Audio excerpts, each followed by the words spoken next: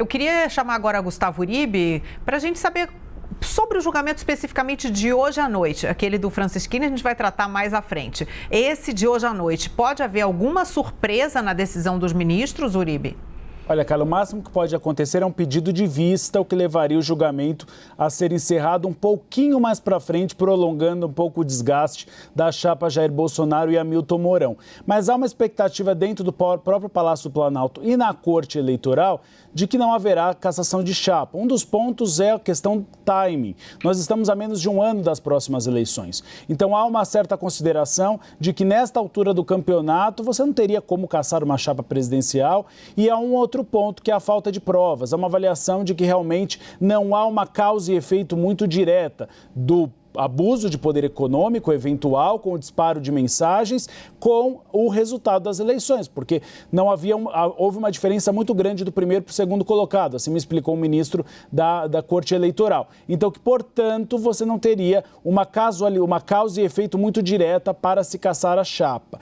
Há uma avaliação dentro da Corte Eleitoral, no entanto, que o voto do corregedor Luiz Felipe Salomão, que deixará o cargo de corregedor agora no próximo mês, que deve ser um voto denso e com muitos recados, ou seja, apontando a gravidade do disparo de fake news por meio de mensagens e configurando que isso é crime e que isso pode ser sim elemento para condenações nas próximas eleições de 2022.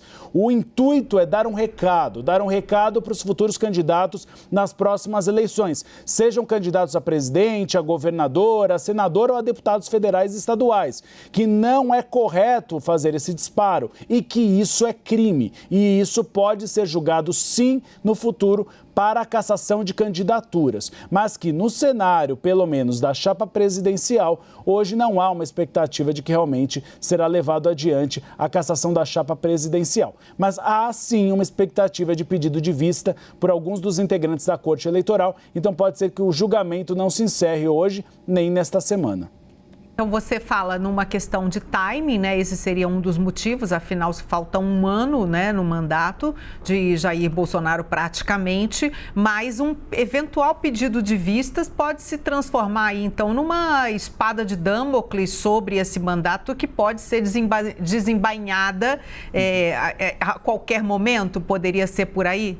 Poderia ser usado como uma motivação política, é isso que dizem alguns integrantes da Corte Eleitoral. Você pode tentar um pouco estender o desgaste em relação à chapa, deixar um pouco mais para frente para que esse tema continue em voga e aí dar um resultado final mais para o final do ano ou para o início do ano que vem, se for o caso. Então, por enquanto, há essa avaliação. Hoje, o Theo Cury bem ressaltou, o clima dentro da Corte Eleitoral é de que não haveria uma cassação da chapa. O timing e também a questão das provas, Carla, que eu citei. Alguns ministros do Tribunal Superior Eleitoral, eles apontam que não há uma causa e efeito e que mostra que realmente houve interferências no resultado da eleição, que seria um fator forte para a cassação da chapa. Então esse é um outro fator que enfraquece. Mas há a possibilidade de um pedido de vista. Então o que pode acontecer é que esse desgaste em relação a esse julgamento pode se prolongar para as próximas semanas.